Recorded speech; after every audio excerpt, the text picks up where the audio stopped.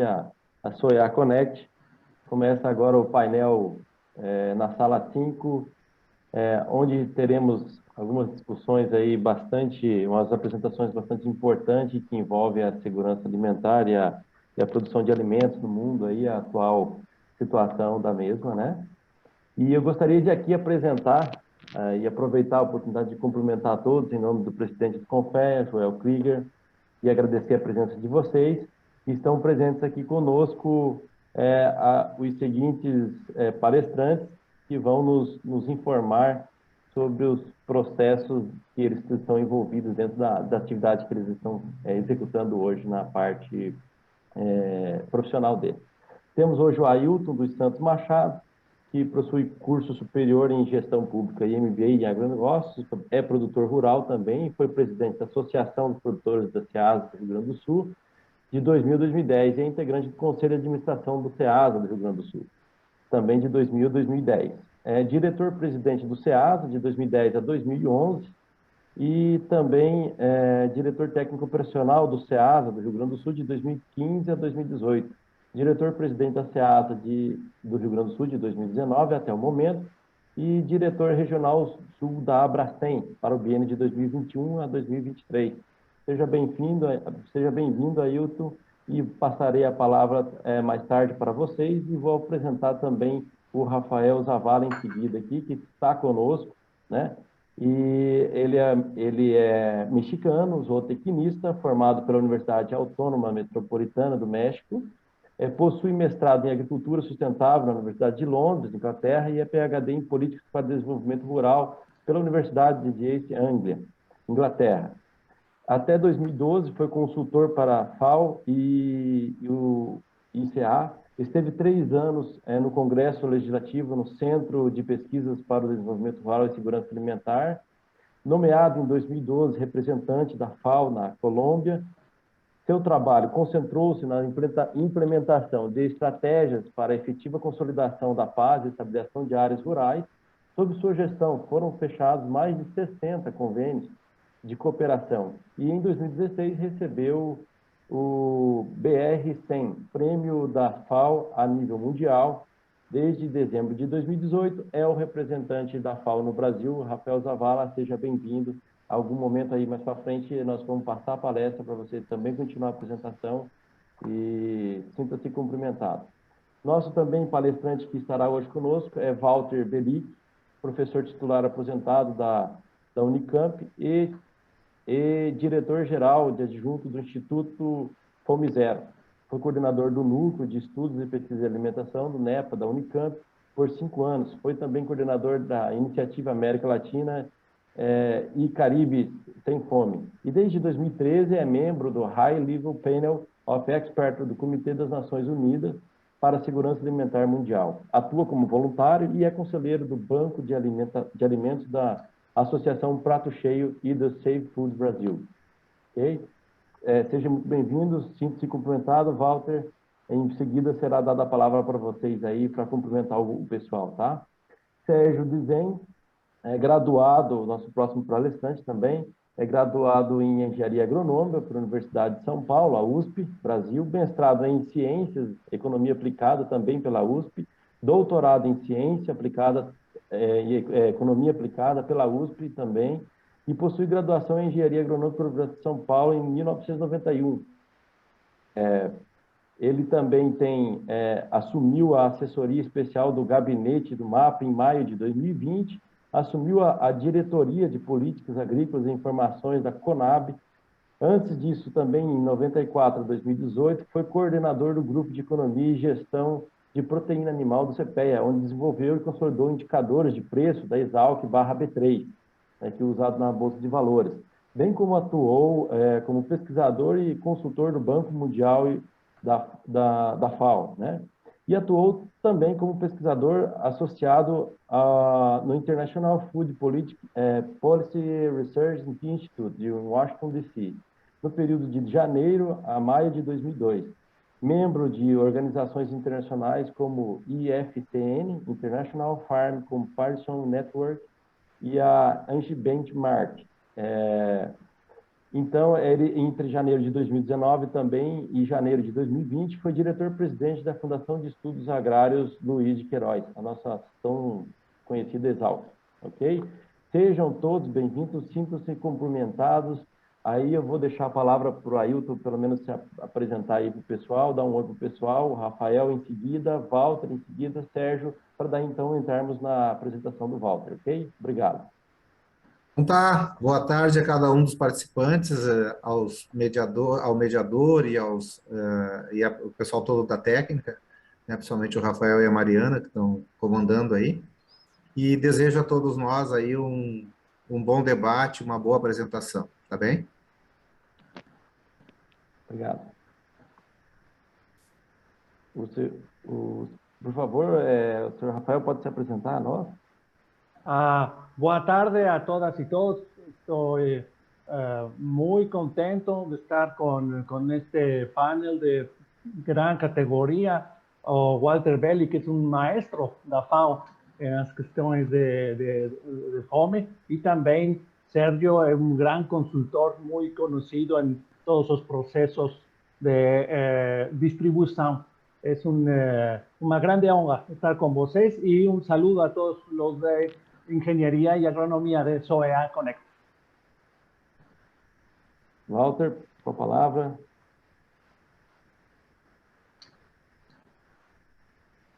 Só um pouquinho, Walter, seu microfone deve estar... Sim. Boa tarde a todos e todas. É realmente uma honra estar aqui com vocês, debatendo com o Rafael Zavala, o Ailton e o Sérgio Dezen. Realmente uma banca de altíssima qualidade e eu espero que a gente possa tirar algumas resoluções e encaminhamentos aqui para resolver esse problema tão grave que são as perdas e desperdício de alimentos no Brasil. Muito bem. Com a palavra aí, Rafael. Desculpe, Sérgio. Boa tarde a todos. É um prazer estar aqui, encontrar o Walter. Faz muitos anos que a gente não se encontra, né, Walter, pessoalmente. Já a última vez eu lembro do nosso evento, num evento de economia agrícola, internacional, que nós tivemos juntos. Exatamente. Em Durban, né? Em outras ocasiões. Em Durban, realmente, puxa vida. E eu acho que é muito importante esse debate, né? Eu acho que é um tema apaixonante, é um tema que a gente precisa colocar em pauta, né? A experiência dentro de um órgão como a Conab é um desafio e, ao mesmo tempo, um aprendizado, né? Então, eu me coloco, né, aqui para aprender também, porque o Walter, Rafael, todos, tenho certeza que para mim será muito proveitoso também para aprender com os colegas. Então, muito obrigado pelo convite e vamos às nossas apresentações, né? Muito obrigado, Sérgio. O Sérgio não está na tela para mim aqui, não sei se para vocês ele está. Eu tô aberto aqui, eu não estou vendo ninguém. Eu estou aberto na tela, mas não estou vendo ninguém aqui. Provavelmente é o modo de apresentação de vocês aí. Se vocês quiserem colocar, lá na telinha tem um layout que muda a tela e aparece todos os participantes aí, tá? Mas de qualquer maneira, todos vocês estão aí dentro da reunião, né? E o pessoal, o público, está vendo toda a imagem de cada um de vocês aí. Bom, nesse sentido, eu gostaria só de lembrar que nosso título é a Gestão, Tecnologia e Segurança Alimentar, Combate ao Desperdício em Tempos de Pandemia, né? Nós temos o nosso painel até às 16 horas, das 14 às 16, e por isso nós vamos encaminhar aí agora 20 minutos de tempo para cada um fazer sua apresentação, e no final teremos um debate aí com algumas perguntas do pessoal que vão mandar através do link. Eles podem estar direcionando as perguntas e eu vou fazer as perguntas no final da apresentação a todos vocês, ok? Aí, direcionada para cada um, né? Peço que os participantes fizerem as perguntas, façam e descrevam a quem deve ser direcionada essa pergunta, tá? Então, para início das nossas palestras, agora gostaria de dar a palavra para o seu Walter e a apresentação de tela dele aí, para que ele possa aparecer aí para o pessoal e a palestra dele seja contínua. Obrigado, senhor Walter, todos que estão presentes, e boa palestra, bom debate a todos. Obrigado, Rafael. Espero que todos estejam vendo aí na tela a minha apresentação, sim, né? Sim. Eu vou tentar ser bastante rápido, porque temos 20 minutos cada um e eu não quero atrapalhar o debate. Eu acho que o debate vai ser muito interessante. Então, meu objetivo aqui é introduzir o tema, levantar essas questões mais gerais que depois vão ser detalhadas pelos outros palestrantes. Então, a primeira coisa que eu queria dizer é que nós temos um pequeno problema para 2050. Normalmente as nossas previsões vão até 2030, mas se a gente mirar 2050, nós vamos reparar que existem alguns gargalos importantes. Então, os dados do IEA, da Associação Internacional de Energia, mostram que nós vamos precisar de 50% a mais de energia para 2050. A água também vai ter que ter uma demanda, uma oferta maior de 30%, segundo os dados do IFPRI, e a FAO estima que nós vamos ter uma demanda maior em 60% até 2050. Essa é uma questão importante e que levantou um certo pânico. Se a gente observar, os dados saíram em 2015 e 2016, a partir de uma revisão que o Departamento de Estatística das Nações Unidas fez com relação à população mundial. Se imaginava que a população mundial iria começar a decrescer a partir de 2050, mas isso não é verdade, a população mundial continua a crescer e nós vamos ter aí um leve crescimento ainda na segunda metade do século, até aproximadamente o final do século. Isso vai fazer com que a gente chegue a 2050 com uma população de 9,8 bilhões. Se estima 60% a 70% a mais de alimento, e aí a gente vê algumas publicações importantes internacionais, o The Economist, o Washington Post, o New York Times, com um tom de pânico, porque nós não temos como alimentar o mundo com mais de 9 bilhões de habitantes. Isso nos remete um pouco àquela discussão lá do Malthus. No fundo, a gente está revisitando o Malthus, e esse pânico leva à ideia de que o mundo não tem capacidade de alimentar tanta gente. Obviamente, o Malthus, aí no início do século XIX, trabalhava com uma agricultura, que é essa que nós vemos aí no slide da direita, uma agricultura absolutamente precária, um nível tecnológico rudimentar, e era mais ou menos tácito que não haveria condições de aumentar a oferta rapidamente.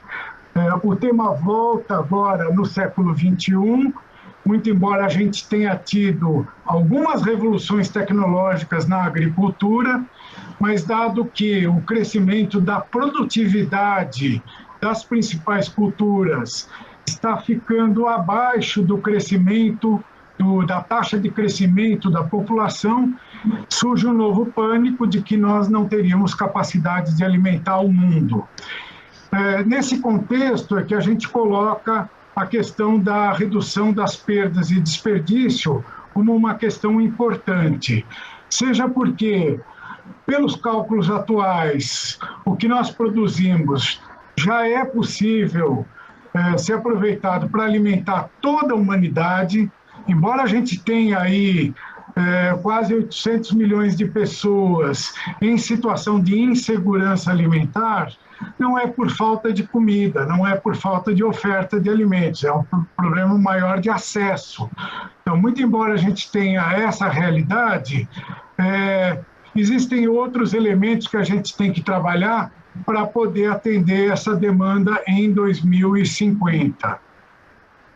A FAO realizou alguns estudos, o estudo pioneiro é um estudo de 2011, contratado pela FAO, junto à Suécia, o SRI, o Swedish Food Research Institute. E esse primeiro estudo pioneiro apresentou um dado bastante alarmante de que 1/3 dos alimentos seriam desperdiçados ou perdidos no nosso sistema alimentar global. Esse dado está sob questão hoje, a gente discute bastante isso para a realidade brasileira e para a realidade latino-americana, mas, de qualquer forma, é uma estimativa grosseira que foi analisada nos estudos posteriores, em 2014. Há também uma crítica muito importante de como trabalhar essas questões, dado que nós não temos uma linha de base para fazer um planejamento, para discutir o que vai ser reduzido. Há uma discussão também importante sobre o que exatamente é perda e o que exatamente é desperdício. Como se calcula isso daí em termos volumétricos, em termos de calóricos, nutricionais, em termos de valor de venda? Há toda uma discussão, dependendo do público que a gente vai levantar essa questão, vai vir com uma resposta diferente. Nós vimos aí que imediatamente, a partir desses dados que foram lançados, surgiram alguns movimentos. A própria FAO lançou uma aliança regional, que é a Aliança Sem Desperdício, para a redução de PDA, de perda e desperdício de alimentos, e, ao mesmo tempo, em nível global, foi criado o movimento Save Foods, com apoio da FAO, mas com uma participação muito grande da iniciativa privada, no sentido de se reduzir essas perdas e desperdício. Muito rapidamente, só para resumir, o que a gente considera perda é aquilo que é não intencional. E o desperdício é o intencional, é aquilo que é jogado fora propositadamente. Então, não intencional leva em conta problemas que possam existir na cadeia produtiva, em termos logísticos, no pós-colheita, embalagens, uma série de outros problemas que acontecem no curso natural da cadeia de produção, comercialização e distribuição dos produtos. E o desperdício ocorre normalmente até na casa das pessoas, quando as famílias jogam fora o alimento porque compram demais, porque não estão respeitando a data de validade do alimento, ou o supermercado porque expôs o produto de uma forma inadequada, prejudicando a determinados produtos, porque ele tem uma aparência feia. Há toda uma série de questões sobre isso daí. E é importante a gente separar muito bem, porque isso nos leva a questões metodológicas. O fato é que, trazendo a coisa para o Brasil, nós não temos uma estimativa correta e adequada sobre o que se perde e o que se desperdiça em termos de alimento. Quando a gente compara em termos globais, o Brasil, assim como outros países em desenvolvimento, tem um desperdício, ou seja, um descarte, as pessoas jogam fora as coisas, muito baixo, e uma perda muito alta. O desperdício é baixo porque o Brasil é um país pobre, então as pessoas não jogam fora a comida, é muito complicado.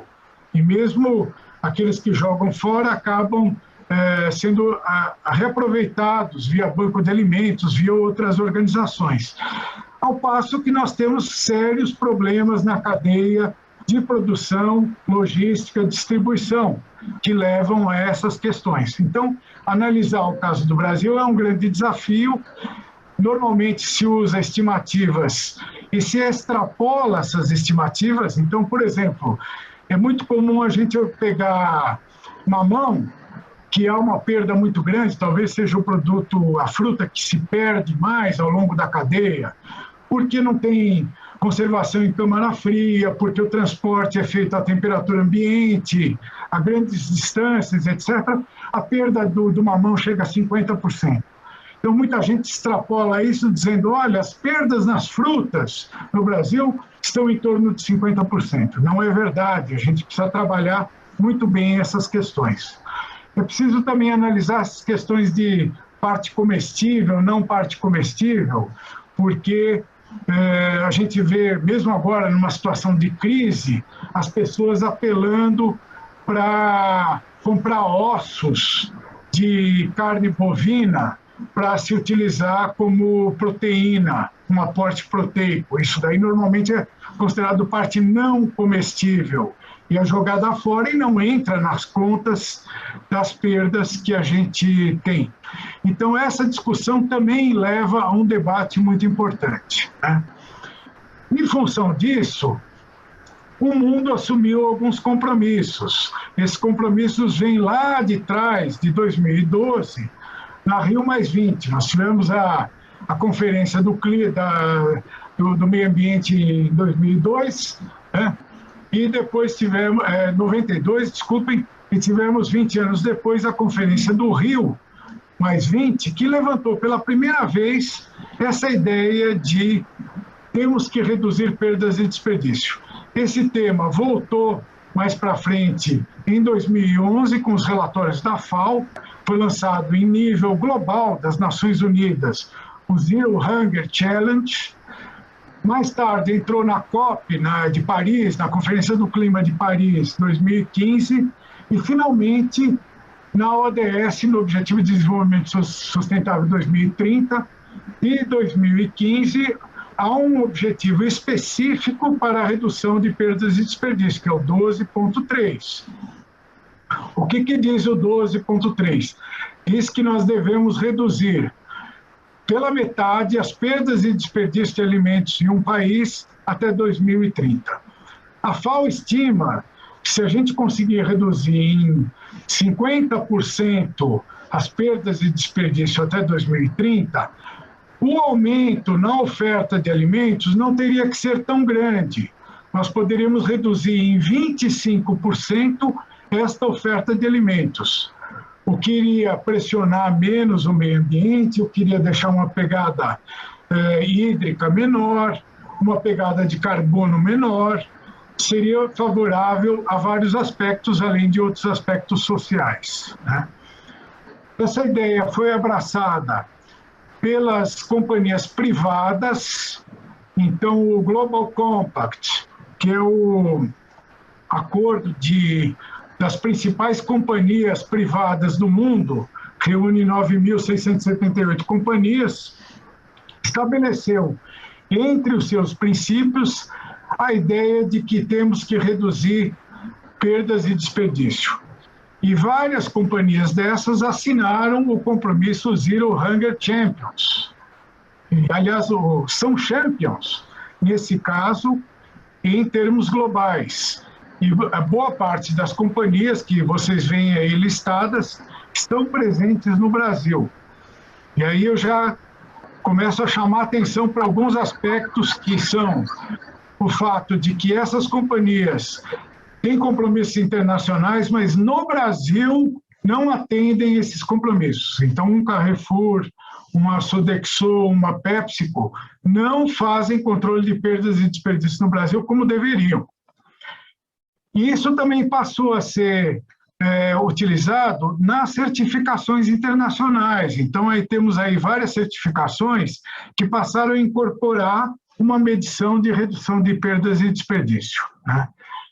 Muito rapidamente foram criados alguns acordos, que é isso que nós estamos tentando colocar na pauta do Brasil. Alguns acordos, governo, empresas privadas.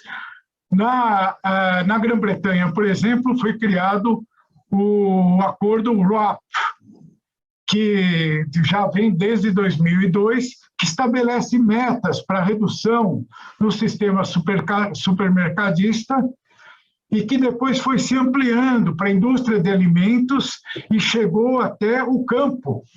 Então, nós temos já o RAP, que depois se transformou em Kurt Halt Commitment, e nós já temos vários Kurt Halt Commitment, o último é de 2025, e se pretende reduzir aí as perdas, segundo metas, a ideia é chegar a 2030 com uma perda e desperdício quase zero na Grã-Bretanha. Aí temos alguns signatários do Kurt Halt Commitment e outras iniciativas internacionais que valem a pena serem mencionadas aqui. O Fusions, que trabalha com a Europa, o REFED dos Estados Unidos, a Cruzada Nacional contra o Hambre no México, que agora eu acho que com o governo Obrador, López Obrador, caiu meio para baixo, mas existe um acordo internacional, um acordo nacional com relação a isso, a Dinamarca e assim por diante, né? Além disso, nós temos um movimento de bancos de alimentos internacional, o Global Food Banking, com centenas de bancos de alimentos no mundo. Aqui no Brasil nós temos alguns participantes do Global Food Banking, embora não membros, como o Mesa Brasil, mas que estão nessa trilha de apoiar na retirada de produtos que poderiam ser utilizados. Aqui só para citar outras alianças importantes. Na Coreia, se eu tiver tempo, eu gostaria de falar da Coreia, que é um benchmark. Malásia, Canadá, Espanha, Quênia. E no Brasil, nós discutimos amplamente entre a sociedade e foi tirada uma estratégia intersetorial para a redução de perdas e desperdício de alimentos em 2017.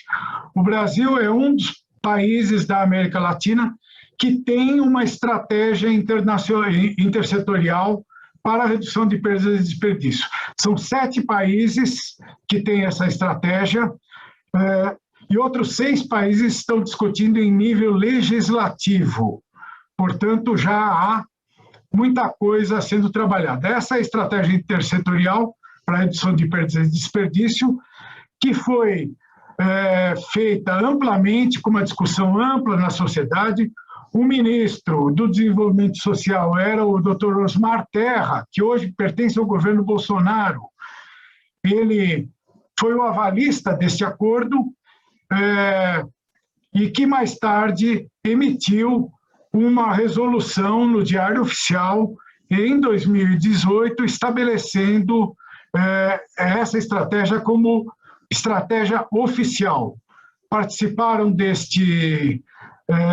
dessa discussão vários atores sociais, a própria FAO bancou uma parte dos estudos que levaram à criação dessa estratégia, e nós tivemos participação da Abras, do SESC, da Abracem, a BIA, outras instituições importantes que trabalham com isso. A partir desta resolução, foi tirado o Plan-SAN 2018, 2016, 2019, que estabeleceu essa estratégia como estratégia oficial. Deixa eu mudar aqui. Opa. Bom, já finalizando, o que propõe essa estratégia? Propõe trabalhar em 3 eixos básicos: pesquisa, conhecimento e inovação, dado que nós não conhecemos exatamente a situação de perdas e desperdícios no Brasil. O IBGE havia sido comissionado para fazer um levantamento no próximo censo demográfico, que seria 2020, que ainda não aconteceu, para que a gente pudesse ter alguma ideia sobre o desperdício na casa das pessoas. Além disso, alguns estudos iriam ser desenvolvidos em nível da universidade, Embrapa e outras instituições de pesquisa. Haveria um espaço para comunicação, educação e capacitação, que é uma coisa muito importante de criar uma consciência de redução de perdas junto ao consumidor. E, por último, mais importante, uma discussão de uma reforma em alguns circuitos na forma como eles vêm funcionando, em termos de certificação, em termos de embalagem, em termos de tipo de transporte que está sendo utilizado, e um projeto que vem sendo discutido na Câmara desde 1995, que é o Estatuto do Bom Samaritano para os bancos de alimentos, que é o que retira a responsabilidade criminal sobre doação de alimentos e retira a responsabilidade fiscal de pagamento de impostos sobre doação. Então, tudo isso daí vinha num pacote que deveria ser utilizado.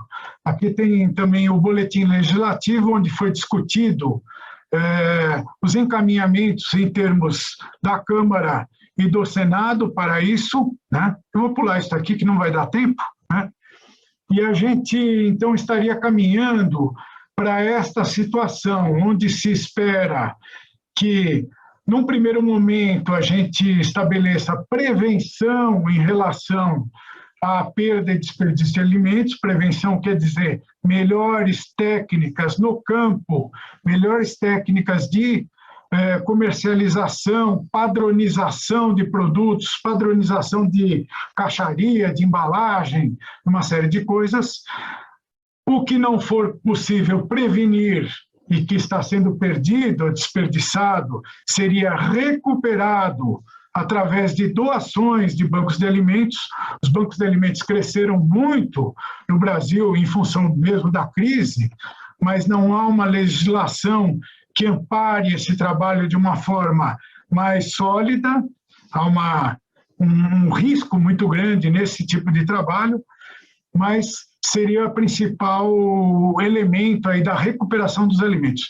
E a partir daí, quando o alimento já não pode ser mais considerado alimento, já não é bom mais para o consumo humano, ele seria utilizado para outras coisas, como, por exemplo, alimentação animal, matéria-prima industrial, biofermentação, que nós temos um gargalo importante, e a discussão sobre aterros sanitários. Nós temos aí aproximadamente 30 mil lixões no Brasil, que é um problema seríssimo em termos de saneamento e que nós estamos jogando fora matéria orgânica riquíssima que poderia ser aproveitada e que é jogada nos lixões, poluindo rios e córregos das grandes cidades, né?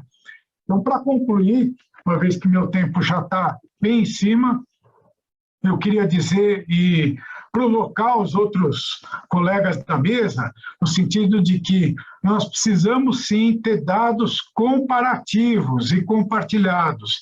Existe muito chutômetro em relação a perdas e desperdício de alimentos. A gente precisa trabalhar isso para que possa estabelecer uma linha de base. Não é possível o Brasil assumir um compromisso de reduzir as PDA em 50% até 2030, e reduzir sobre o quê? Nós não temos uma linha de base, não sabemos quanto se desperdiça no Brasil, então é prioridade número 1 essa de estabelecer um levantamento estatístico. Temos que definir metodologia e padronizar um pouco o que se considera como perda e desperdício. E estabelecer uma coordenação de processos. Se o governo não está preocupado com isso, se há uma certa omissão, a iniciativa privada tem que se mobilizar para isso, mesmo porque o consumidor está preocupado com essas questões. E isso vai ser um elemento de diferenciação. Precisamos estabelecer campanhas, precisamos estabelecer diálogos com autoridades públicas, principalmente as autoridades públicas municipais, em termos de garantir tributação ou isenção de impostos. Existem vários impostos que são cobrados sobre atividades importantes. Com isso, a gente vai poder atender os compromissos do ODS 12.3 e vai poder garantir uma sociedade mais justa e mais equilibrada, dado um novo paradigma de produção, baseado na sustentabilidade, baseado em circuitos curtos, baseado em pouco processamento nos alimentos, que possa garantir um consumo mais saudável. Eu vou ficar por aqui, eu acho que é isso que eu tinha para falar e estou aberto ao debate. Obrigado, Rafael. Obrigado você, Walter, obrigado mesmo aí pela contribuição. Eu acho que foi muito esclarecedora a sua palestra, né? A gente vai abrir as perguntas mais para o final, para fazer os debates, né? Mas peço que o pessoal também coloque ali no chat, que está abaixo aí da visualização daqueles que nos acompanham virtualmente, para fazer as perguntas e direcionar a quem quer fazer a pergunta, que aqui eu faço a moderação e coloco as perguntas para os participantes, ok? Muito obrigado, Walter. O nosso próximo palestrante agora é o Ailton Machado. Gostaria que ele se apresentasse e desse início a apresentação dele aí na Soya Connect. Seja bem-vindo, Ailton, novamente. Tá bem, boa tarde, estou preparando aqui então e fazendo também a minha parte para a gente poder deixar um pouquinho mais de tempo para o final, né, para as perguntas. Então, como já nos apresentamos aí, vamos seguir então com a palestra e depois a gente conversa no final. Bem, primeiramente vamos falar, a Abracem me convidou então para falar sobre os programas sociais de todas as SEASAs do país, né? A gente tem programas parecidos assim, e dentro disso até mesmo da preocupação de toda essa palestra do Walter, né, que é um trabalho global aí da segurança alimentar e do combate ao desperdício. As SEASAs têm a obrigação de fazer a parte delas, e é justamente no hortifruti granjeiro que a gente tem o maior teor de desperdício, né? Eu também discordo daqueles 30% ali, sou produtor rural, comecei em 73 e terminei agora em 2016, encerrei minha carreira de produtor rural, então eu tenho 4 décadas nessa área. No hortifruti, o grande desperdício ele se dá muito mais no pré-colheita. Quando a gente tem um excesso de produção, o preço não compensa a colheita e o produtor acaba passando o trator em cima, literalmente, daquela produção excedente, que ele não consegue comercializar, e ele também não tem como pagar mão de obra para colher aquele produto para doar. Então, depois dos debates, talvez a gente possa entrar nessa área e ver aí, né, Walter, o papel do poder público aí. De repente, de amanhã ou depois, conseguir mecanismos que o poder público possa adquirir esse excedente do produtor e distribuir para as pessoas carentes, né? Ou subsidiar, né? Não sei bem qual que seria o instrumento jurídico. Então, vamos adiante aqui. Aqui, né, como eu falei, o programa social, só para retratar o programa aqui, ilustrar, a gente está aqui com uma doação de um empresário de bananas para o nosso programa social, né? A foto aí dos nossos voluntários recebendo essas bananas. Isso aqui, pessoal, acontece em praticamente todas as SEASAs do país, em menor ou maior grau, dependendo do tamanho da SEASA, todos os dias, tá bem? A nossa SEASA foi inaugurada em 74, né? E as primeiras décadas não tinha esse programa social, acredito que também nas demais também não tinha, não só na de Porto Alegre. As pessoas vinham aqui, né, as pessoas do entorno da SEASA, né, bolsões de pobreza, e pediam esses alimentos para os comerciantes e para os produtores, né, e saíam daqui sempre com uma sacolinha de alimentos, né. Isso aí aconteceu por muitos anos, até que então que o poder, os administradores da SEASA passaram a desenvolver então os programas sociais. Aqui está a foto aérea da SEASA de Porto Alegre, aquele pavilhão central, o pavilhão dos produtores, eu acho que é uma arquitetura sui generis aqui na América Latina, não tem informação que tem outro pavilhão igual. Ele tem 11 mil metros quadrados, aquelas cascas ali são cascas catalãs, né? Uma arquitetura da Espanha, e ela tem luminosidade natural e é toda em vão livre. E aí os demais pavilhões, na maioria das SEASAs, tem também com as cascas catalãs e algumas outras edificações aí, já com arquiteturas mais modernas aí de pré-moldados. Ela tem 42 hectares e a gente recebe nos dias de maior movimento 35 mil pessoas, chegando até em época de Natal e Ano Novo a 45 mil pessoas. Em torno de 9 mil veículos, né, e a gente abastece praticamente 50% do estado do Rio Grande do Sul com hortifruti granjeiros. Então, o banco começou, então, em 2003, né, com o nome, na época, de Tá no Prato. Aí está o espaço que a gente utiliza para arrecadação e de triagem e classificação e distribuição. E depois ele trocou de nome para Prato para Todos, que está até agora, né? Isso sempre, geralmente, em questão do governo mudar e colocar a sua marca, né? Aqui tem uma instituição recebendo os alimentos, a distribuição é de acordo com o número de assistidos por cada instituição, então tem um percentual ali, né? Se a instituição tem 100 pessoas assistidas, ele vai levar um percentual, se tem 300, ele vai levar 3 vezes mais.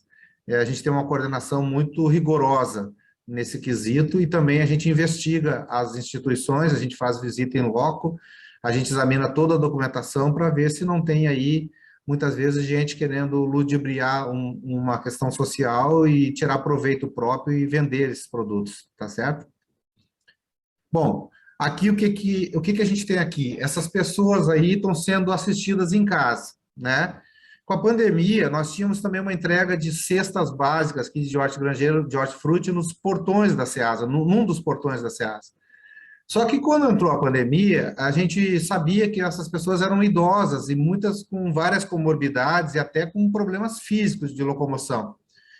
Aí, numa parceria com a Secretaria de Trabalho e Assistência Social aqui do Estado, a Secretaria nos cedeu veículos e motoristas e a gente entrega em loco. A gente tinha o contato, o endereço dessas pessoas, porque aqui na Ceasa de Porto Alegre a gente tem tudo cadastrado, né? Todos os trabalhadores, só não temos o cadastro dos clientes, porque a gente entende que o cliente tem que ser livre. Qualquer pessoa tem que ter acesso a vir comprar. Então, com esse cadastro, a gente foi, então, em loco entregar, e não entregamos só hortifruti, a gente às vezes entrega também cestas básicas, quando o SESC nos doa. Logo em seguida, vou mostrar para vocês a parceria também com o SESC. E também roupas. A gente faz a nossa campanha do agasalho interno. Diferentemente de muitos estados aí do Brasil, o Rio Grande do Sul é um estado muito frio. Então, a gente tem a campanha do agasalho do governo estadual todos os anos. E nós fazemos também a nossa campanha aqui na Ceasa e entregamos calçados e roupas junto com os hortifrutis para essas famílias carentes. Aqui foi a inauguração da Câmara Fria, ao meu lado aqui está a coordenadora do programa, Rosandréia Vargas, uma pessoa incrível, trabalha muito bem à frente do Banco de Alimentos. Voltando aqui, nessa Câmara Fria, nós não tínhamos até bem pouco tempo e fazia muita falta, principalmente quando a gente recebia doações na sexta-feira e já tinha atendido todas as entidades, só íamos entregar novamente na segunda-feira. E essa Câmara agora está nos ajudando muito aí, para armazenar adequadamente os alimentos. O Walter falou ali, né, na palestra dele, bem no final, da utilização daquilo que não pode ser utilizado pelo consumo humano para alimentação de animais, e nós temos isso aqui também, Walter e demais colegas aí de painel. Depois, em seguida, eu explico melhor para vocês aqui, né, como é que a gente faz isso. Aqui são a nossa equipe de voluntários, apenas as 3 pessoas do meio ali são contratados da Ceasa, são funcionários terceirizados, a supervisora Rosandréia e as 2 pessoas que estão à direita dela. Os demais são todos voluntários que trabalham no banco de alimentos, e aí tem um eixo social que eu, em seguidinha, vou explicar também melhor para vocês. O programa consiste em 3 eixos, né? E esse aí é um deles, que é o eixo da ressocialização. Aqui o nosso atendimento, né? Em torno de 60 mil pessoas por mês, a gente atende, 110 instituições e 121 famílias carentes, que são essas que eu acabei de explicar aí, que a gente hoje estamos entregando em loco, em função da pandemia. Em março agora de 2021, nós tivemos o recorde de pessoas atendidas, né? Em plena pandemia ainda, né? Porque março foi a segunda onda, foi o pior momento, talvez, da pandemia no país, né? Talvez não, foi março e abril, ali, que a gente chegou a ter 4 mil óbitos no país. E nós tivemos, por outro lado, né, o recorde de arrecadação nossa, aqui da Ceasa de Porto Alegre, em março de 2021. Nós tivemos o reconhecimento da ONU, né, da FAO, em 2004, uma chancela aí do nosso programa social. Depois eu vou apresentar para vocês aqui, inclusive, o certificado. E agora, em 2019, entre 66 bancos de alimentos, o nosso é um dos 5 que foi selecionado. O pessoal do Ministério da Cidadania, eles vieram fazer aqui uma cartilha de boas práticas, né? E o nosso programa social aqui da Ceasa de Porto Alegre foi um dos 5 selecionado para esse estudo e para essa cartilha do Ministério de Boas Práticas ao receber e organizar e higienizar os alimentos para distribuir. Aqui está o certificado, ainda na época do José Tubino, como representante da FAO no Brasil, em 2004, quando o nosso programa foi laureado. Programa social tem 3 eixos, como eu falei para vocês, que o primeiro deles é assistência alimentar, né? E aí está aí a distribuição de hortigranjeiros, esse é o primeiro e o mais importante dos 3 eixos. O segundo, a gente tem uma cozinha industrial, uma parceria com o SESC, que nós ensinamos em entidades carentes e escolas e clubes de bairros, né, associação de bairros, o aproveitamento total dos alimentos, ou seja, receitas com cascas de banana, folhas de beterraba, folha de outros legumes, né, e tem uma cartilha. Agora eu vou passar o outro slide. Aqui estão as nutricionistas que são cedidas pelo SESC ensinando, e a gente teve aí em torno de 300 oficinas e atendendo aí, certificando 8.000 pessoas nesse período de alguns anos, como para aproveitamento integral dos alimentos. Nesse momento, esse eixo está parado. Em função da pandemia, ninguém mais pôde fazer nenhum trabalho em loco, né? Então, estamos aguardando o momento certo para retomar. Então, o segundo eixo, no momento, está parado. E o terceiro eixo é o que a gente falou da reinserção social.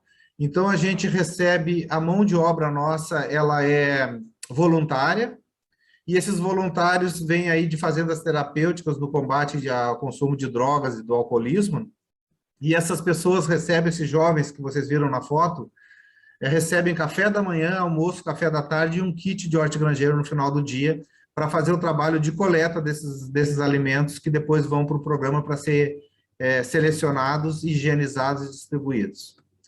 Aqui está esses jovens fazendo a higienização dos alimentos, né? A gente só entrega produtos bons para as entidades, e o que não é bom para o consumo humano, então vai para o consumo, para a ração animal, e, bem, também vai alguma coisa para aterro sanitário. E pegando um gancho ali da última lâmina do Walter, eu quero dizer que nós estamos bem avançados aqui também com 2 ou 3 empresas que estão trazendo um projeto para nós de compostagem daquilo, ou seja, o hortifruti que não conseguir ir para o consumo humano ou para a ração animal, ao invés dele ir para o aterro sanitário, ele vai para uma composteira, para fazer adubo. E, evidentemente, plástico, papelão, papel também para reciclagem. Então, nós teríamos muito pouco de rejeito. Segundo nossos estudos aqui, uma Ceasa ela não deveria ter mais que 4 a 5% de rejeito, para ir só isso para o aterro sanitário. Os outros 95%, 96% deveriam ser todos reaproveitáveis. Bom, aqui está a ação, né, que a gente tem aqui. Esses são os nossos kits de hortigranjeiro que a gente entrega para as pessoas, e para as entidades não são em kits assim de sacolões. Isso aí é só para quem a gente vai entregar em casa. Para as entidades são em caixas plásticas, né? Até para diminuir mão de obra, diminuir custo, uma vez que a caixa ela é retornável. Aqui estão o aumento que a gente teve, então, no primeiro semestre, né? As doações aumentaram 55%, e cresceram 55% de doações, né? Cresceram 45% aí a doação ao público, porque a doação que a gente recebe não é a mesma que vai para o público, né? Tem aquela perda ali que tem que ir para a ração animal ou até mesmo para o lixão. O total arrecadado do programa social, a gente distribuiu 451 toneladas de alimentos até o presente momento. Agora, em 2020, só no mês de dezembro, a gente recebeu 202 toneladas de frutas, verduras e legumes. Também, né, o ano de 2020 foi a contramão da pandemia, de todo o problema da tragédia da pandemia. Foi um ano excelente para o programa social da Ceasa e para a comercialização. Nós batemos o recorde na Ceasa de Porto Alegre de comercialização em 2020, tanto em tonelagens como em valores. Aqui está, então, um comparativo dos 2 últimos anos, né? 2019, nós recebemos 795 toneladas de alimentos, e em 2020, 1.024, né? Com aumento de 28%. A doação, 657 em 2019 e 770 em 2020, né? Porque aquela diferença do que é recebido, do que é doado, né? Um pouco se perde, e ali estão as perdas e o descarte, né? 138 em 2019 e 254 em 2020. Boa parte disso vai para alimentação de animais, quase tudo, tá? Aqui a foto do programa hoje, as fotos que vocês viram antes da reforma. Essa reforma a gente terminou aí há poucos dias. Ficou muito bonito o espaço do programa social aqui da Ceasa de Porto Alegre. Indo à frente, aqui no dia... Esse aqui foi o dia D que as Ceasas do Brasil inteiro organizaram, e eu vou em seguidinha chegar ali, estou indo até rápido com a minha palestra. Nós tivemos um dia D, que foi o dia 30 de abril, que todas as Ceasas do Brasil se reuniram para fazer uma grande arrecadação e doação no dia 30. E essa senhora ao meu lado é a nossa secretária de Estado da Agricultura do Rio Grande do Sul, senhora Silvana Covatti, que veio fazer aqui a abertura desse dia D, né, para dar o pontapé inicial assim das doações. A gente distribuiu 3 caminhões de alimentos para as periferias aqui da Grande Porto Alegre, né, totalizando 15 toneladas de frutas, verduras e legumes, 500 cestas básicas, que foi um recurso que a Abracem distribuiu para todas as Ceasas do Brasil. A gente conseguiu, além do recurso da Abracem, um pouco mais de doação, chegamos a 500 cestas básicas de produtos não perecíveis, e 1.660 pacotes de bolachas que o SESC doou para a gente, além de 20 mil máscaras e álcool em gel, que nós também distribuímos nesse dia, num único dia. Fizemos um grande movimento nacional, depois eu tenho os números totais aí para passar para vocês. Aqui é só da Ceasa de Porto Alegre. Ações de outra Ceasa, né? Então, a CEAGESP, como é a maior Ceasa da América Latina, os números, evidentemente, são bem maiores. A CEAGESP, então, no primeiro semestre já arrecadou 3.303.000, aliás, pessoas atendidas, né? 3.330.000 pessoas atendidas. Ali, e me cortou aqui, eu estou com a imagem em cima do número da tonelagem de alimentos, mas se não me engano é em torno de 1 milhão, é 1 milhão. Programa coordenado pelo Banco da CEAGESP, né? Então aqui também está o modelo deles, um pouco parecido com a nossa, também um kit, né? Vocês estão vendo aí, um kit de hortigranjeiro que é distribuído para as pessoas e para as entidades. Aqui a Ceasa de Santa Catarina, aí a Ceasa é um pouco menor do que a nossa, ela até arrecada menos, mas ela tem uma parceria aí com o Banco de Alimentos, né? E aí ela consegue enriquecer mais a distribuição delas. A nossa é praticamente só aquilo que nós arrecadamos aqui de hortifruti granjeiro. A doação que vem de fora é muito pouco, né? Mas a Ceasa de Santa Catarina, ela tem essa parceria, então ela compensa. Por ser uma Ceasa menor, ela acaba compensando com o Mesa Brasil. Aqui ainda a Ceasa de Santa Catarina, né? Aqui também doações de roupas, vocês estão vendo ali, assim como a Ceasa de Porto Alegre faz, porque é outro estado frio. Também acredito que tenha no Paraná também doações de roupas e calçados. Ceasa do Paraná, no primeiro trimestre, né? O atendimento de 336 entidades, e foram doados 2.900.000, quase 3 milhões, né, de quilos no primeiro semestre da Ceasa do Paraná. Aqui a distribuição, a Ceasa do Paraná também tem assim como nós temos ali os voluntários, né, que estão em recuperação de drogadição e de alcoolismo, a Ceasa do Paraná, ela passa esse serviço para apenadas, né, para mulheres cumprindo pena, com monitoração eletrônica, né, a famosa tornozeleira. Também é outra coisa interessante, porque é mais, além de estar combatendo o desperdício, levando o alimento para as pessoas carentes, a gente também está proporcionando a reinserção social. Ceasa do DF, né, do Distrito Federal, aqui estão os números deles também, e ali o programa deles é desperdício zero, e é outra parceira aí, nacionalmente.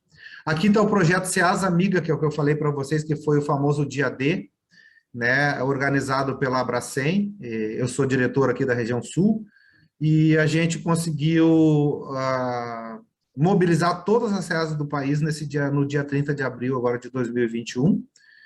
E aqui estão os números do projeto Ceasa Amiga. Então, foram 300 toneladas de hortifruti granjeiro e 10 mil cestas básicas, né? A campanha mobilizou as 23 centrais de abastecimento, portanto, as principais, né? E além dos kits de hortigranjeiros e das cestas básicas, a doação de máscaras, álcool em gel e outras coisas.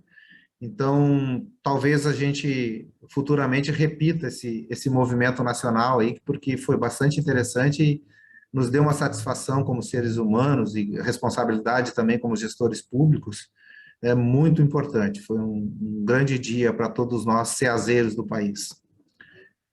Bem, pessoal, eu terminei aqui a minha palestra, fico à disposição, acho que consegui fazer aí uns 15 minutos, fico à disposição, vou acompanhar a palestra dos colegas e depois a gente se encontra aí, devolvo a bola para o Rafael, e por enquanto é isso.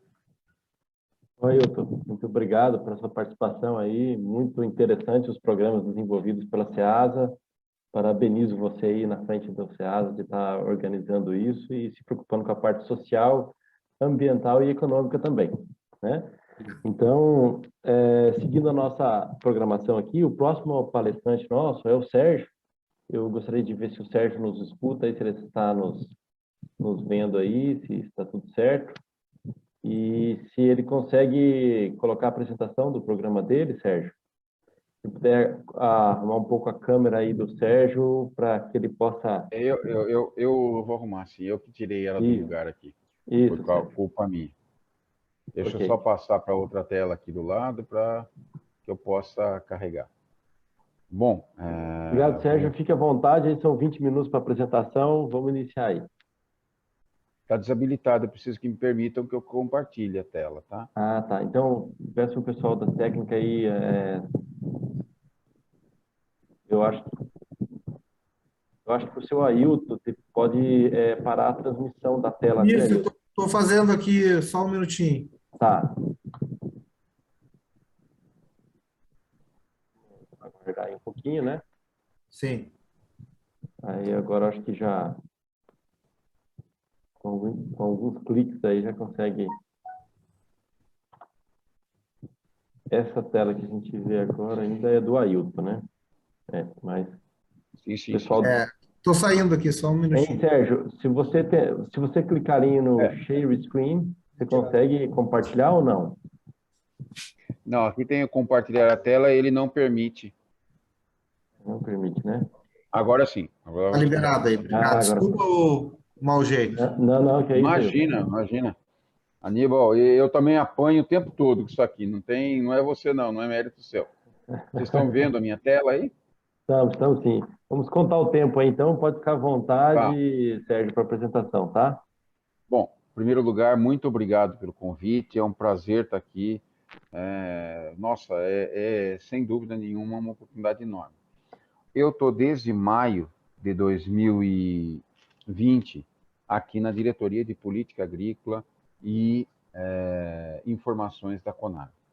A orientação da ministra Tereza Cristina, que nós temos um longo histórico de amizade, né? Eu fui professor em alguma ocasião aí de um curso que ela participou, depois tivemos um longo período. Não está liberado? Não, Desculpa, Sérgio, gente. o seu vídeo, Desculpa. aquele no íconezinho do lado Já esquerdo. liberei. Se você puder também colocar a tua apresentação em formato de tela cheia. Eu estou tentando. Eu juro mas que agora... Isso, está apresentando, agora está certo. Muito obrigado. Então, eu vim para cá com o objetivo de rever as estatísticas e tentar criar um núcleo de inteligência de mercado, justamente pensando na otimização, vamos dizer. A gente fala em desperdício, mas a gente tem que pensar em toda a cadeia e no desperdício de toda a cadeia, né? Não é muito segredo que nós temos uma deficiência em termos de informação, de qualidade de informação, que não é uma sequência, não dá para culpar A, B ou C, mas o Brasil sempre teve esse problema, e a agricultura brasileira, ela se modernizou muito. E eu ouço muito das pessoas aqui, né, que tem uma equipe muito valorosa, mas tem muitos que repetem aquilo, mas faz 40 anos que a gente faz assim, faz 30 anos que a gente faz assim. É válido, mas a agricultura brasileira mudou muito nos últimos 40 anos, e isso dá uma outra dinâmica, uma outra necessidade, e a gente vê, quando eu e o Walter estivemos na África, o Walter, a gente lembra de ter visto palestra em que a questão do suprimento de alimentos era tratado de uma forma muito distinta do que é hoje, né? E a gente tem uma noção de que nós temos um grande problema, que o Brasil se tornou o segundo maior provedor de alimentos, né? Separando um problema que é econômico de um problema que é social. O problema econômico é produzir o alimento. O problema social é como distribuí-lo entre todos que precisam, não só no Brasil, mas no mundo. Isso é um problema mais ou menos universal, e com a pandemia isso se acentuou de uma maneira muito drástica. E o que significa isso? O que a gente pode fazer? O que a gente está fazendo em termos disso? Bom, a gente vê a questão da inflação de alimentos. E aí, isso ocorreu por quê? Bom, a gente olhando para os principais alimentos que fazem parte, que mais impactam, né, no IPC do Brasil, mas que a gente não pode deixar de olhar para o mundo, que acaba tendo uma consistência. Os países mais de um nível de desenvolvimento inferior tendem a ter um peso dos alimentos maior e um peso dos alimentos básicos maior ainda. Então a gente tem que olhar toda essa dinâmica. Mas de uma maneira geral, por que a gente fala isso? Porque a gente olha para o efeito renda sobre a demanda de certos alimentos que puxam toda a cadeia alimentar, todo o processo de produção, tudo isso acaba tendo sua lógica. E quem está lá em cima, que a gente vê uma pressão enorme, né, que vem de fora para dentro, são as proteínas. As carnes, o leite, o ovo, isso de uma maneira geral. E a gente tem estudos que mostram o seguinte: não, mas os europeus, o Sudeste Asiático, por exemplo, vai a crescer de 200 milhões de habitantes nos próximos 5 anos, com uma renda média de 35 mil dólares. Então, significa que nós vamos ter praticamente um Brasil e pouco a mais, com gente que tem o equivalente de renda classe A, B e C+, do Brasil. Então, isso é uma quantidade de gente consumindo muito grande. E quem pode ofertar isso? É os Estados Unidos, lógico, depois é o Brasil, depois alguns países da América Latina e depois a incógnita da África. Então, isso é um movimento que a gente tem. A gente tem acompanhado de perto, no micro, os preços, as ofertas dos produtos. Eu estou falando das proteínas, mas deriva dele aqueles produtos que nós temos oferta globalizada, que são as commodities anuais, que é soja, milho, algodão e trigo.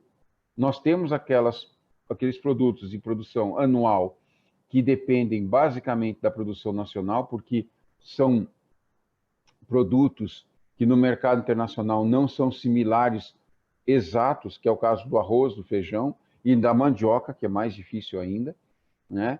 Então nós temos que ter um olhar para esses produtos de uma maneira, é outro tipo de análise que a gente tem que fazer.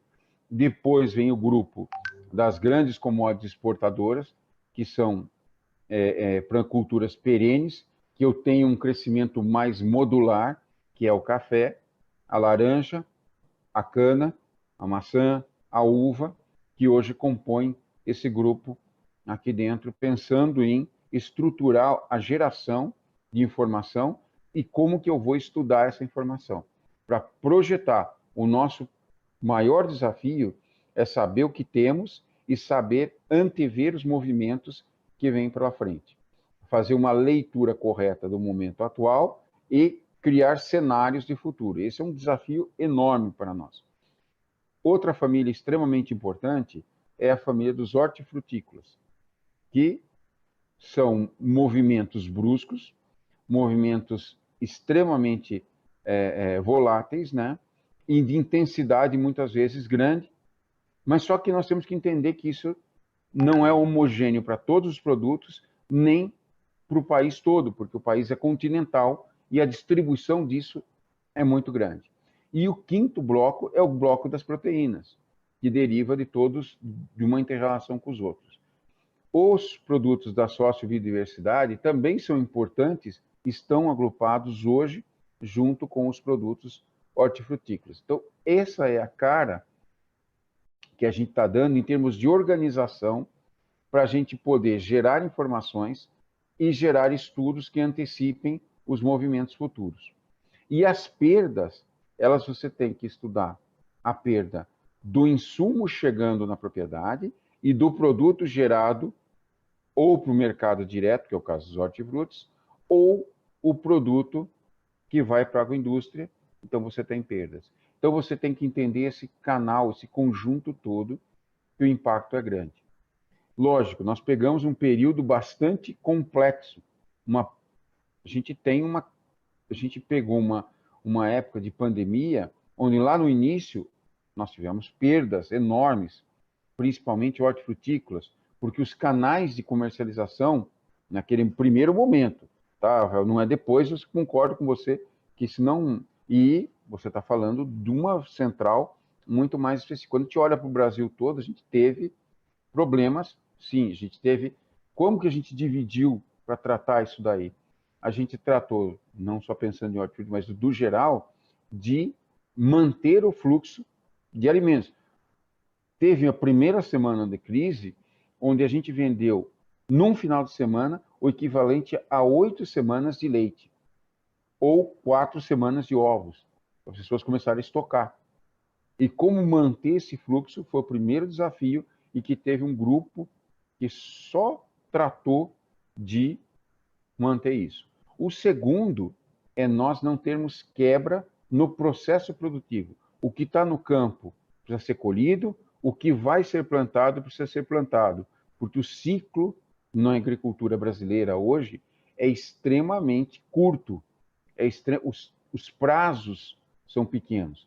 Lembrando que o Brasil planta 60 milhões de hectares de lavoura em 40 milhões de hectares de terra. Isso é uma coisa que demanda uma sincronia muito forte. Para piorar a situação, e o terceiro estudo, o terceiro bloco que a gente tem que estudar, são os cenários. Quem é que vai sair na frente, o que vai ser mais prejudicado, qual vai ser, que também, porque não adianta eu ter uma produção enorme de arroz se o pessoal quer feijão, se eu não tiver feijão, ou se eu tiver um desequilíbrio entre os vários canais que eu preciso. Então, foi dessa forma que a gente organizou as ideias para a gente poder conduzir com a mitigação das possíveis perdas que a gente teve durante o processo. Para piorar a situação, a gente tem volatilidade de câmbio, a gente tem que entender essa volatilidade. Muitas vezes assim, mas por que o câmbio está desse jeito? Porque parou a Europa e os europeus precisam da poupança que eles têm em outros países, que não é o governo de um país europeu, mas é o poupador europeu que, numa questão de lockdown, precisava realizar a poupança dele. E essa poupança dele poderia estar na Bolsa, muitas vezes está na Bolsa do Brasil. E é preciso entender, né? O sucesso ou o fracasso dos países também tem, por exemplo, mas o peso argentino flutua menos que o real. Flutua porque não tem investimento estrangeiro na Argentina. A Bolsa de Buenos Aires é ínfima comparado com São Paulo.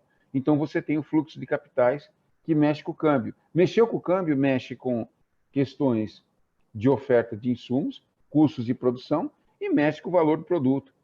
Também, como a gente estudar, como a gente mitigar, a gente fez uma série de... E tem momentos que você tem assim, mas o arroz está subindo, bloqueia a exportação. Se a gente bloqueia a exportação, num primeiro momento, todo mundo vai aplaudir e ficar feliz. Só que num segundo momento, quando recupera a produção, você mergulha o preço porque você não tem o cliente externo para enxugar os excessos. Então você tem um efeito negativo. Por exemplo, se nós tivéssemos, ao invés de baixar a alíquota de importação, tivéssemos bloqueado a exportação, nós perdíamos os clientes. E o que nós fazemos, se nós estávamos esperando uma safra de 10,8 milhões e vamos ter uma safra de 11,8. Então, o mercado externo entra, deixando as coisas mais estáveis. Ah, mas poderia cair mais para o consumidor. Pois é, temos aí uma queda aí da internet do Sérgio. É a minha que está caindo? Eu não sei, Sérgio, os outros estão conectados, né? Mas vamos de Acho novo, que é a minha vamos que tá tentar caindo. novamente aí, vamos... Eu peço desculpas, Rafael, pelo amor de Deus. Não, que é isso, Sérgio. A culpa não é sua, né? Oh, não, é o sistema que não é dos melhores. E aí a gente teve uma quebra acentuada na oferta de milho. E o milho é muito mais preocupante do que o arroz. Porque o efeito multiplicador dele na economia é gigantesco. E eu costumo falar para a equipe assim, esses 23 milhões de toneladas que o Brasil vai deixar de produzir não vai matar brasileiro de fome, com certeza. O Brasil tem um padrão de renda e a produção está aqui e tudo mais. Mas que vai matar muita gente de fome, vai. Só para ter uma ideia, 23 milhões é 8% da produção americana, que é a maior do mundo, e metade da produção argentina, que é a terceira maior do mundo. Então, a gente teve um período muito bom para a gente sofrer, né? Aqui a gente tem as áreas que a gente tem estudado em termos de possibilidades de comparação com países que estão produzindo. Aqui é a produção brasileira, né? A área de grãos, a área de pastagens, né? Aqui é o suprimento, né? Nesse suprimento, a gente calcula que existe entre 1 e 3% de perdas do produto milho, tá? Por que eu disse que a gente supõe? Porque nós não temos dados, ainda nós não temos dados com muita acurácia. A gente conseguiu separar perdas de uso para semente, por exemplo. Isso a gente já conseguiu, que foi uma luta. Nós já conseguimos, já está consistente isso daí. Então a gente sabe que entre 1 e 3, só que eu não consigo separar o que é perda do que é erros de cálculo. Por isso que eu tenho é relativamente pequeno, né? O milho é muito emblemático, porque o balanço de oferta e demanda está muito ajustado, não só no Brasil, mas no mundo, mas hoje é o produto mais tenso que nós temos em termos de oferta e demanda, né? Que a gente já tem quadros e tudo mais, vocês podem ver aqui que a gente vive uma situação de constante tensão em termos desse produto, né? A soja já é mais tranquila. Perdas no balanço de oferta gera em torno de 3%, só que 3% aqui, 3% do milho, no milho, a gente está falando, para vocês terem uma ideia de dimensão, algo acima de 3 milhões de toneladas. Tá? É uma enormidade. Na soja, é algo em torno de 4,5 milhões de toneladas. Então, são perdas que, embora pareçam percentualmente pequenas, num volume que o Brasil produz é muito grande. Nós queremos ter essas estimativas para poder comparar com outros países. Tá? Esse é o nosso desafio. E aqui já são dados de um outro sistema que nós mantemos, que é o sistema chamado, que a gente chama internamente de ProHort, no qual nos acompanhamos, sabe, Ailton?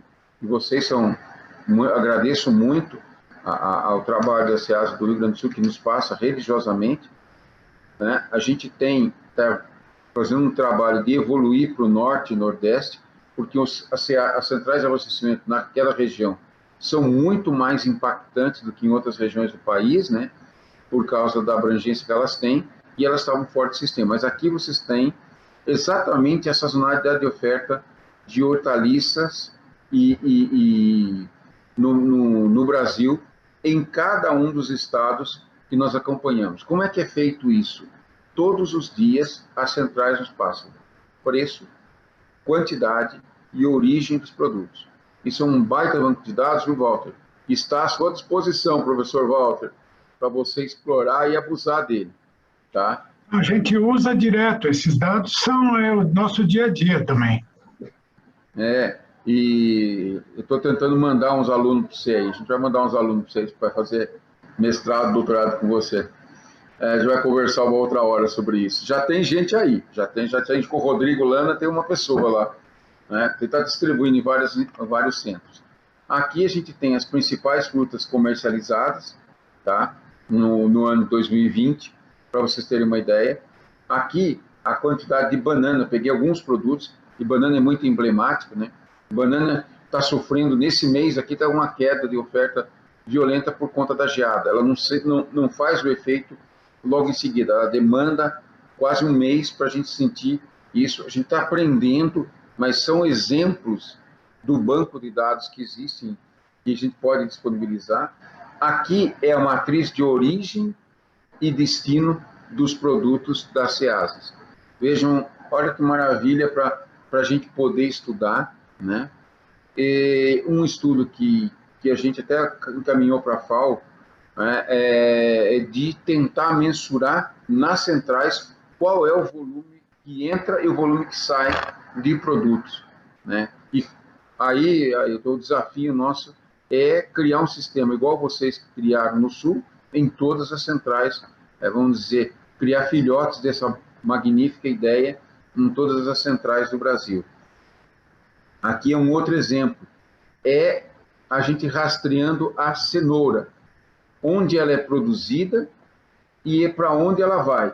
Então, ela é produzida no interior de Minas Gerais, e quais são as centrais que receberam esse produto e algumas outras regiões onde você tem produção. Mas veja que interessante, essa cenoura produzida no interior de Minas, na região de Monte Santo, ela abastece Goiânia, ela abastece São Paulo, abastece o Rio, Espírito Santo, Pernambuco, Alagoas, Ceará, ela tem uma ramificação enorme. Então, isso possibilita, o primeiro passo é saber onde produzimos, onde consumimos. O segundo passo é saber quanto eu produzi e quanto efetivamente chegou na central, e da central quanto chegou no consumidor. São trabalhos, né, que a gente tem tentado organizar.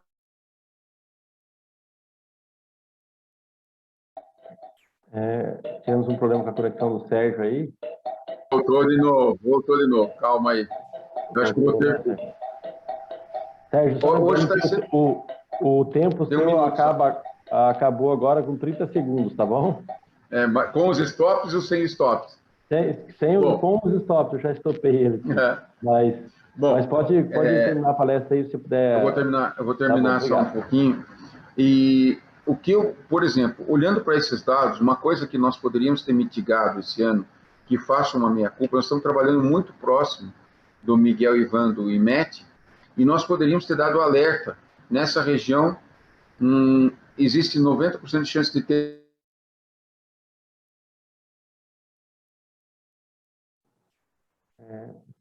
Caiu novamente a conexão do Sérgio. Mais uma vez. Eu prometo, vou ter que correr para terminar. A gente tem, então, trabalhado com o IMET, e o nosso sonho é que a gente consiga antecipar.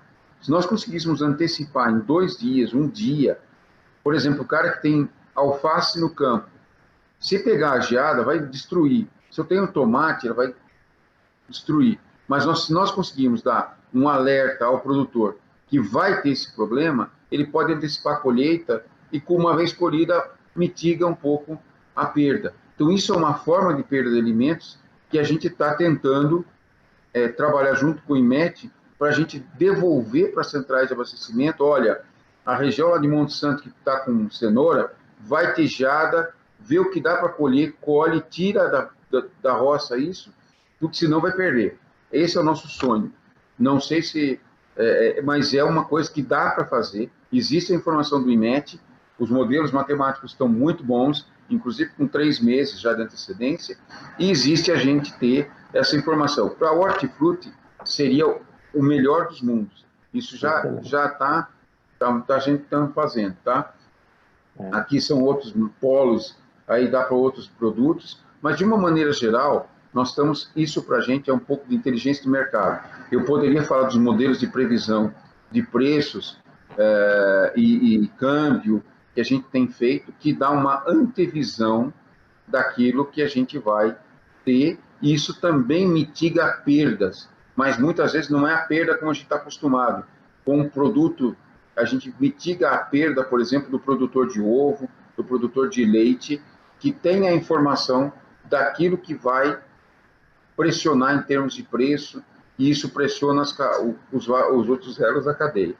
Muito obrigado, Rafael, e coloco à disposição, os bancos da Conab estão aqui para vocês. Tá?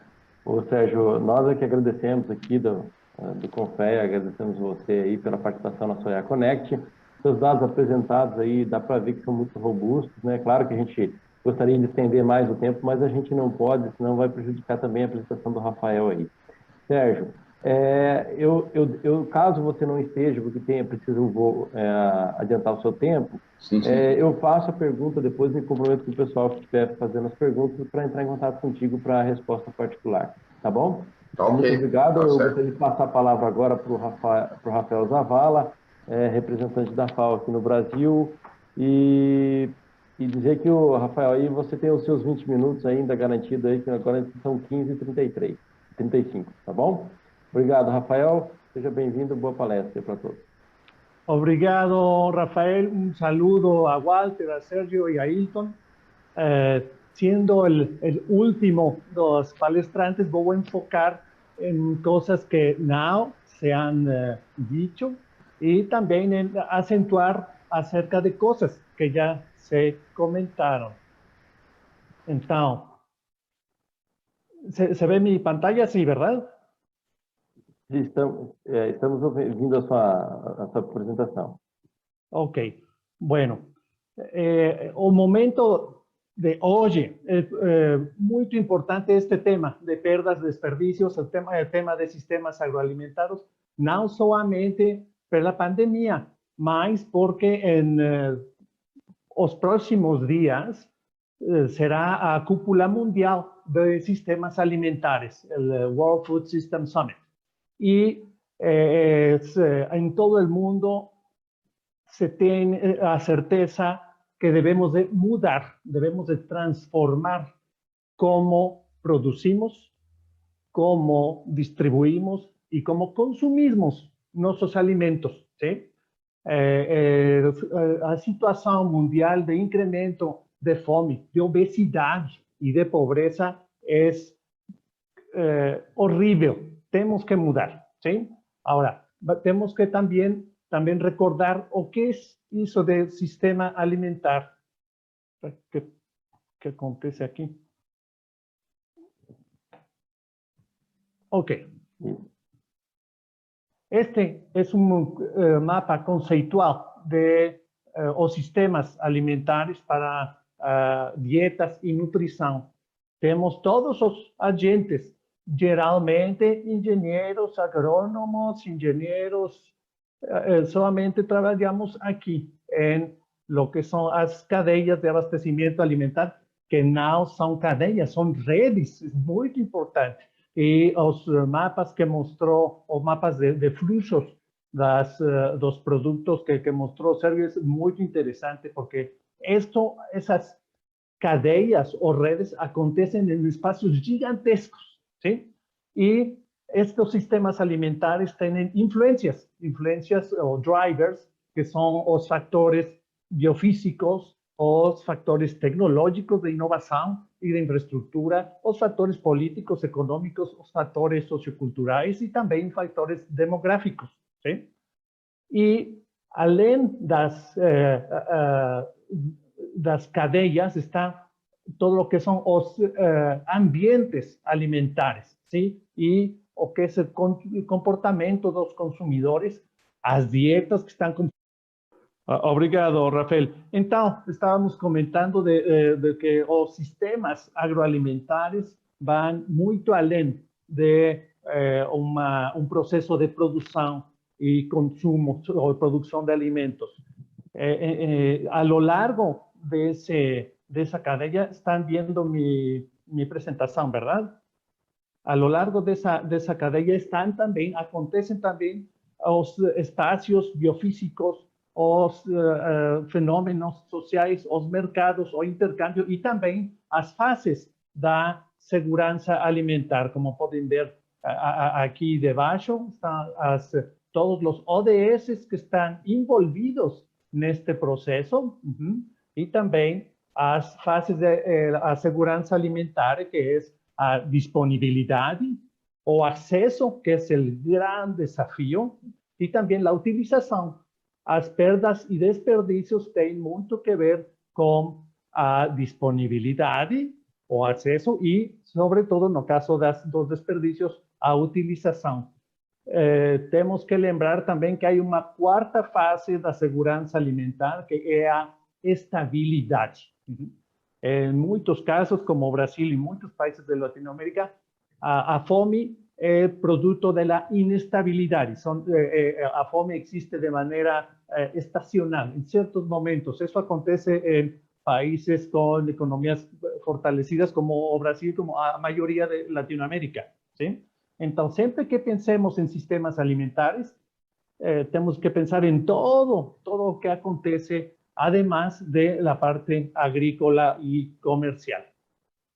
Ahora, vamos a comentar rápidamente a cúpula mundial de sistemas alimentares. Está sucediendo en estos meses, o bueno, va a ser en dos semanas a parte final, porque acontece que los sistemas alimentarios están gerando una situación insostenible. ¿Sí? Vamos a hacer comentarios, primero un comentario de tipo social relacionado con a pobreza y a obesidad y la falta de acceso a dietas saludables. Otra reflexión respecto al medio ambiente, a cuestión ambiental y finalmente a parte económica dos sistemas agroalimentarios. ¿Sí? A pandemia gerou incremento da pobreza, ¿sí? A nível mundial. Os números são exorbitantes. Depois de 15 anos de avanços, começaram o retrocesso. Mas agora, com a pandemia, isto foi ainda mais preocupante. Em questão de pobreza, questão de pobreza aumentou em 45 milhões. ¿Sí? Eso significa un total de 230 millones de personas en pobreza, que es el 35% de la población.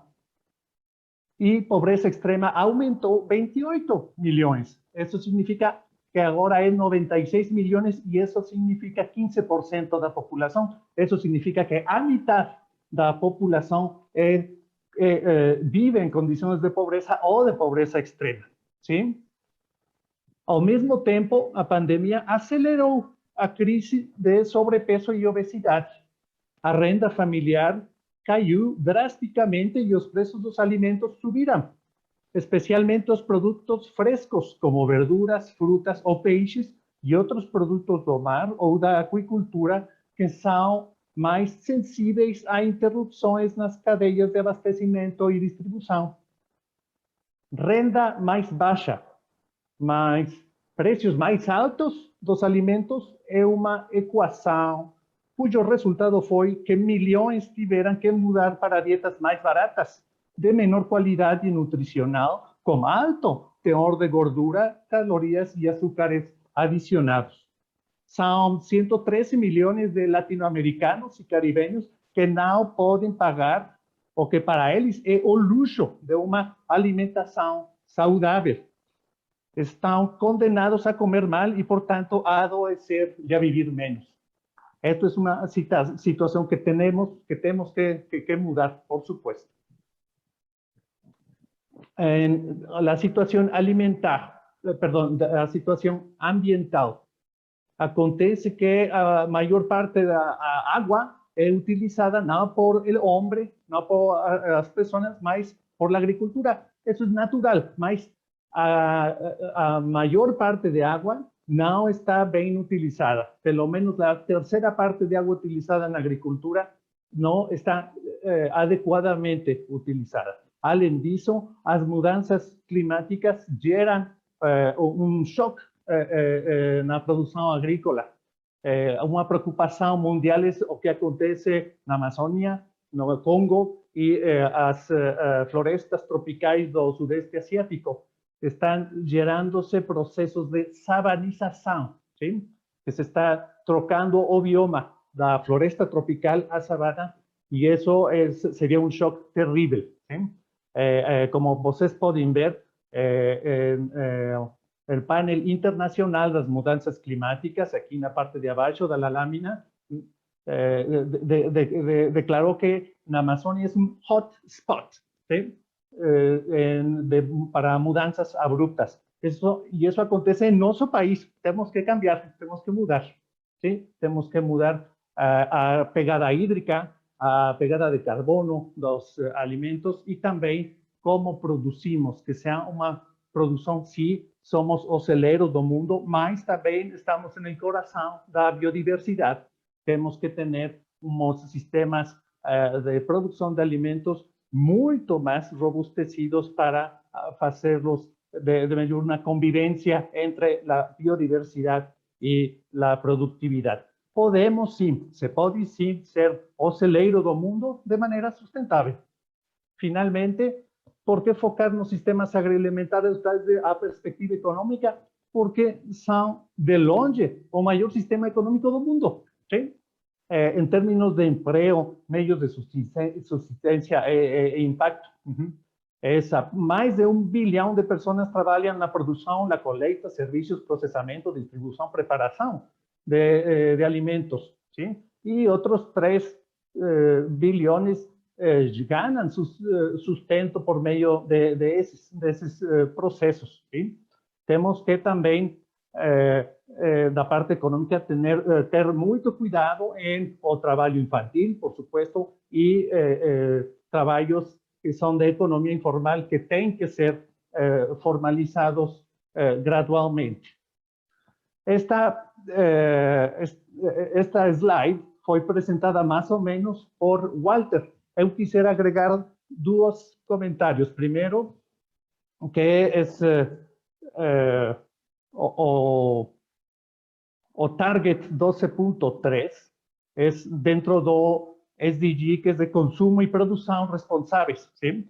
Esta cifra de 1/3 do alimento se perde o desperdício foi resultado de uma medição de 2011.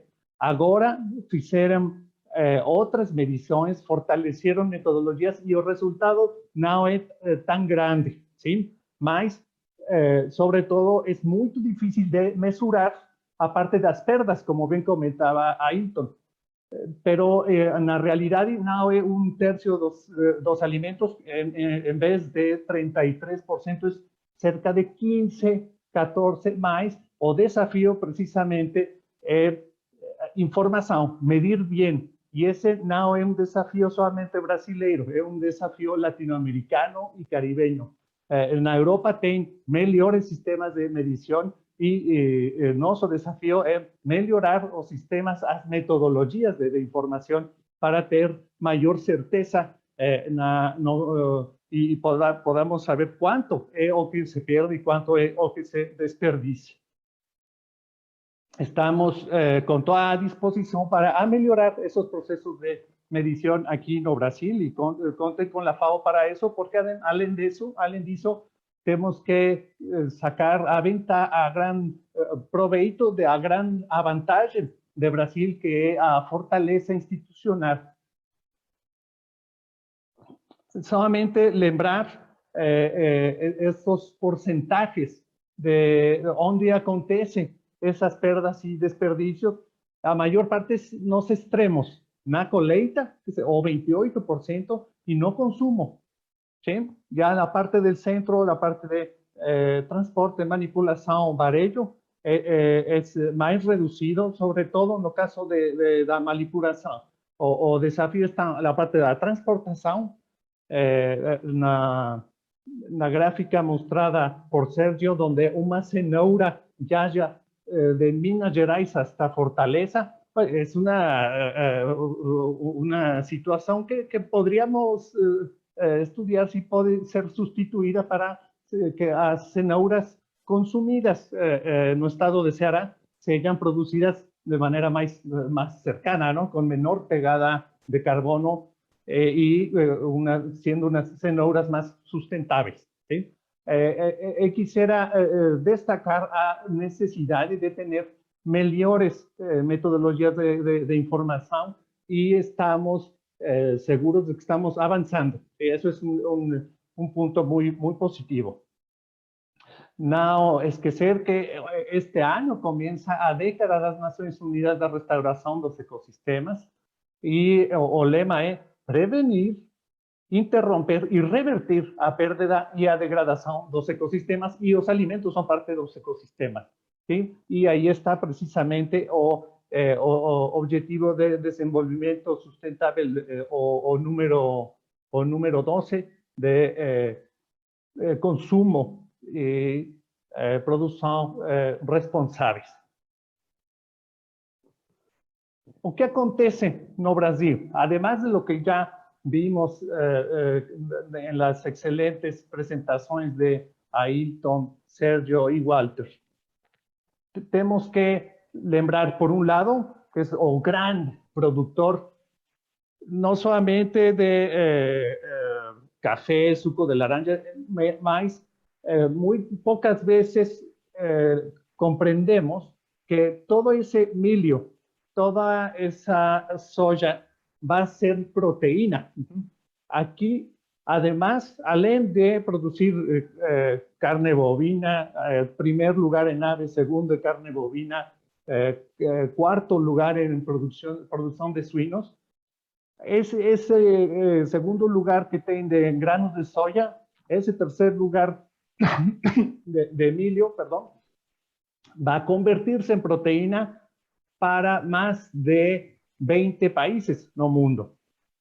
Aquí se producen, las aves alimentan a más de la mitad de la población de 9 países árabes, ¿sí?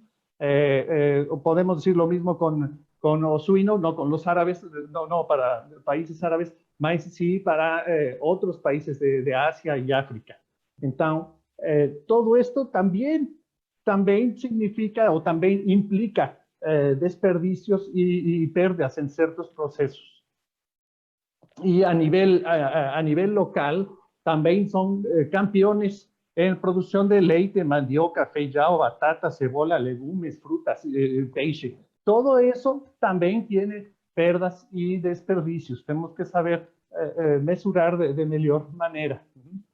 E esse é todo o que Dr. consome. Zavala, só para te dar um toque, a gente tem mais 2 minutos aí para você encerrar a sua apresentação, tá bom? Ótimo, me faltan 2. Esto es o cuánto de carne va para a barriga dos brasileiros. Cada brasileiro consume en promedio 100 kilogramos de carne per año, cada año.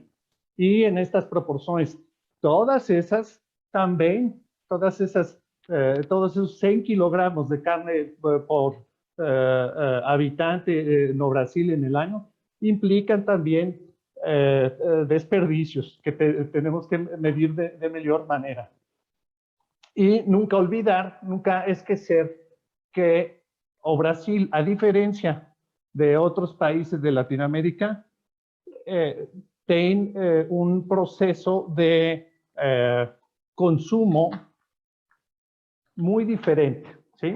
Hay una gran diferencia. En la mayor parte de los países de América Latina hay predominancia de poblaciones viviendo en ciudades grandes, con poblaciones entre 1 y 3 millones de habitantes, y también en megaciudades, que tienen más de 3 millones de personas. Eso no acontece no Brasil.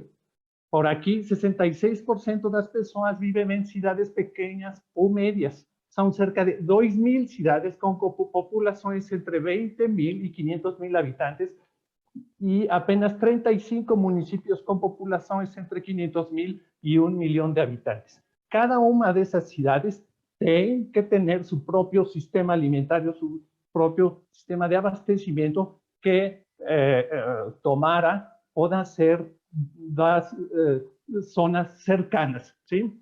De ese modo se podría disminuir seguramente tanto as perdas como os desperdícios.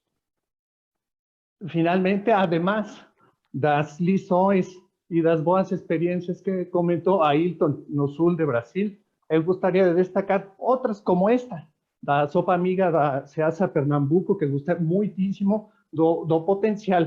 Obviamente também temos desafios, pero a vantagem de Brasil é que é um país muito descentralizado, com possibilidades de inovar localmente para ter sistemas alimentares mais sustentáveis, para ter menos perdas, menos desperdícios. Muito obrigado. Ok. Muito obrigado a você, Dr. Zavala, pela sua contribuição a nós aí, né?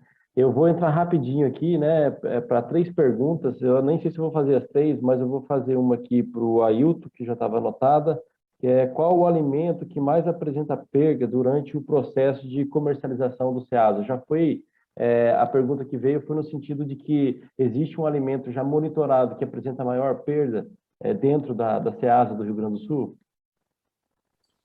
Bom, Rafael, eu diria para ti que não só na do Rio Grande do Sul, o alimento mais comercializado nas ceasas do país todo e talvez do mundo é o tomate. E aqui o tomate no Brasil, ele encontra também a banana como parceiro ali de grande comércio, né? Principalmente aí mais nos estados do norte, por exemplo, a banana é mais consumida e mais comercializada em ceasa e em mercados municipais do que o próprio tomate.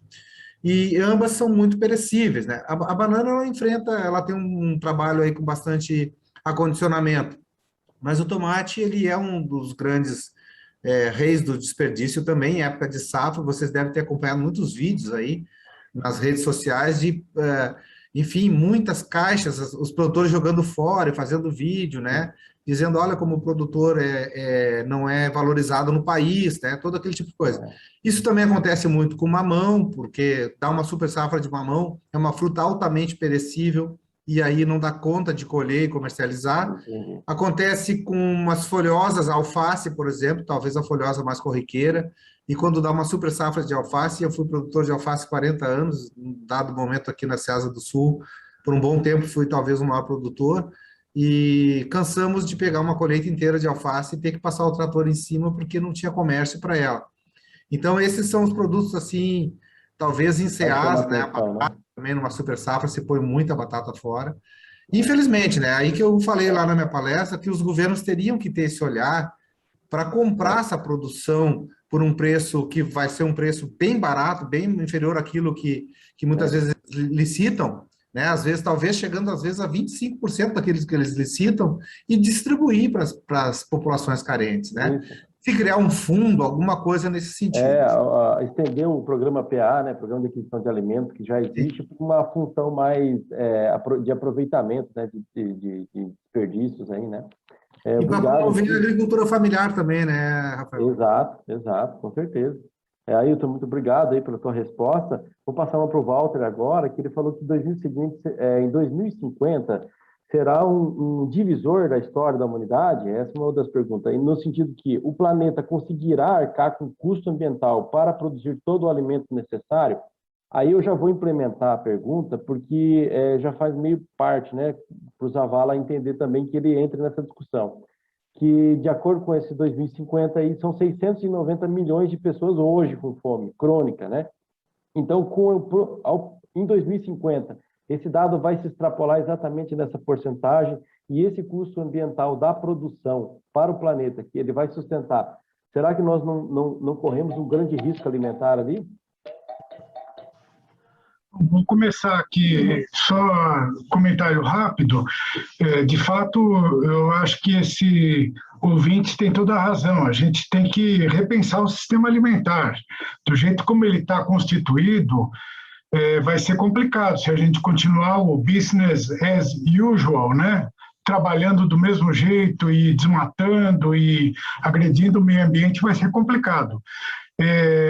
Acho que o Rafael chamou bem a atenção para o evento que deve começar agora, a semana que vem já, né? Que é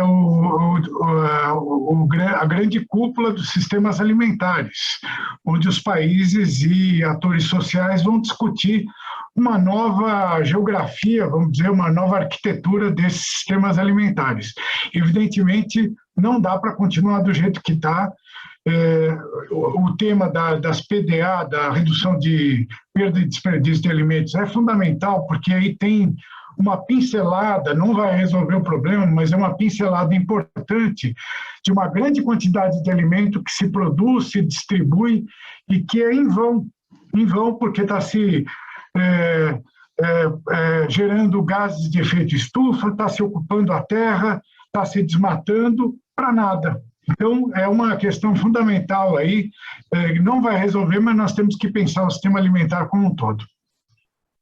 Perfeito.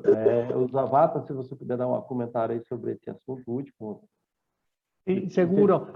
Duas coisas. A primeira, este é o Ano Internacional das Frutas, Legumes e Verduras. E dos temas mais problemáticos em esos produtos é, por um lado, a necessidade das pessoas de consumir mais para uma alimentação mais saudável, mas também são os produtos mais perecederos os que mais se perdem e desperdiciam. Temos que gerar inovações tecnológicas para diminuir a perecibilidade, de ter produtos menos perecederos sin convertirlos en ultraprocesados, ¿no?